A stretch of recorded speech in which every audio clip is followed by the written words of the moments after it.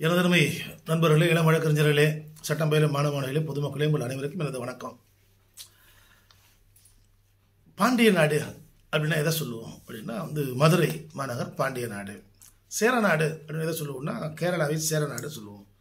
சோழ நாடு சோறு உடைத்தது அப்படின்னு சொல்லுறதுன்னா தஞ்சாவூர் பக்கம் சோழ நாடு அப்படின்னு நம்ம சொல்லுவோம் இல்லையா. வீரம் செறிந்த மண் அப்படின்னாலும் பாண்டிய பூமியை சொல்லுவாங்க. பாண்டிய மண், அதாவது பாண்டிய தேசத்தை வீரம் செறிந்த மண், வீரம் விளைந்த பூமி.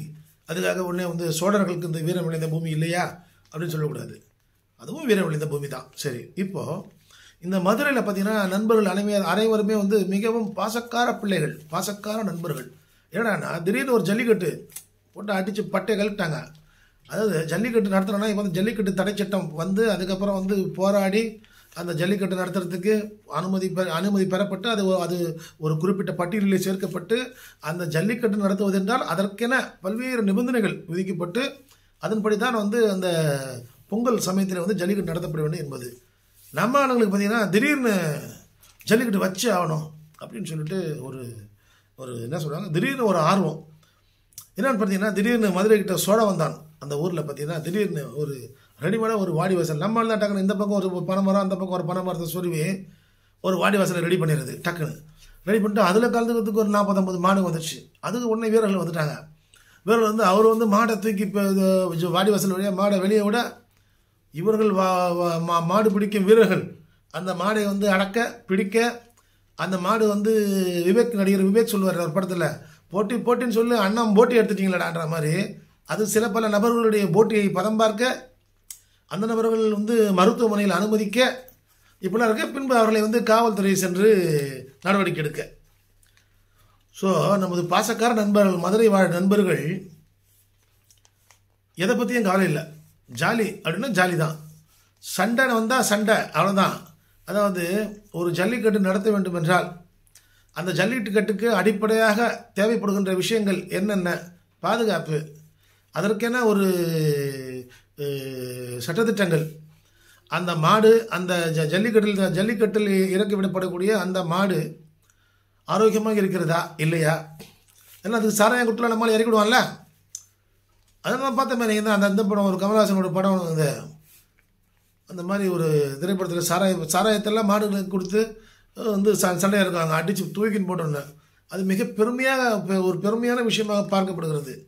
அது சின்ன கலைவனர் தான் நிறைய படங்களில், திரைப்படங்களில் அதே போன்று நீங்கள் 10ஆம் பசலித்தனமாக இருக்கக்கூடாது. போட்டின்னு சொல்லி அண்ணன் போட்டி எடுத்துட்டீங்களாடா, அதே மாதிரி ஒரு டிராக்டரை அடக்குங்களேன்னு அப்படின்னு. ஏடா அது எவ்வளோ பெரிய வெயிட் இருக்கிற ஒரு ஒரு அனிமல் இல்லையா, ஒரு விலங்கு, எவ்வளோ வலு இருக்கக்கூடிய ஒரு விலங்கு, எவ்வளோ எடை கொண்டது. அதை ஒரு 80 கிலோ 100 கிலோ இருக்கிற மனிதன் 2 கையில் அதை அடக்கிறதுன்றது, அடக்குனாதான் வீரம், அடக்குனாதான் வீரம் அப்படின்றது. நீங்கள் அந்த மாதிரி பார்க்குறீங்க. ஒரு பெரிய டிராக்டர் சும்மா ஃபுல் பவரில் மோடிட்டு அந்த டிராக்டர் அடக்க அப்படின்னா சின்ன கலைவனர் அவர்கள் அவேர்னஸ் கிரியேட் பண்ணார். அதில் இந்த நண்பர்கள் என்ன பண்ணுறாங்கன்னா அந்த இடத்துல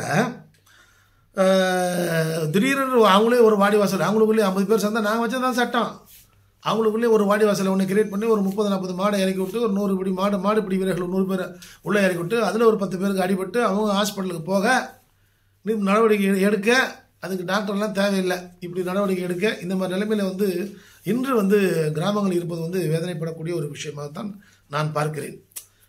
ஜல்லிக்கட்டு என்பது, ஏறு தழுவுதல் என்பது தமிழர்களுடைய மரபாக இருக்கலாம், தமிழருடைய பண்பாடாக இருக்கலாம், நமது கலாச்சாரமாக இருக்கலாம். ஆனால் அந்த கலாச்சாரத்தை எதை எப்பொழுது எங்கு வைத்து செய்வது என்பது தான் நமது பண்பாடு. ஆகவே தயவுசெய்து எந்த நண்பர்களும் இதை போன்று இருக்கக்கூடிய, இதை போன்று தாங்களே நினைத்தவுடன் இதை செய்து விடலாம் என்றெல்லாம் சிலது செய்யாதீங்க. அதாவது சினிமா இருக்குது இல்லையா, இப்போ என்ன சொல்லுவாங்கன்னா திருட்டு விசிட்னு சொல்கிறோம், டிவிடி. ஏன் அதுக்கு பேட்டன் ரைட் இல்லாமல் எடுத்து போடுறாங்க, அனுமதி இல்லாமல் போடக்கூடிய டிவிடி.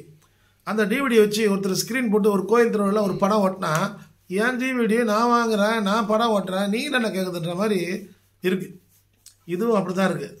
மாடு உங்கள் தான் இருக்கலாம், மாடுபிடி வீரர்கள் உங்கள் அண்ணன் பையனாக இருக்கலாம், அக்கா பையனாக, தங்கச்சி பையனாக இருக்கலாம்.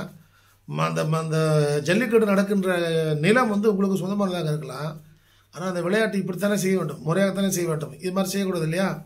ஆகவே இது குறித்து மக்களுக்கு விழிப்புணர்வு தேவை என்பதுதான் என்னுடைய கருத்து. நண்பர்களே, நன்றி, வணக்கம்.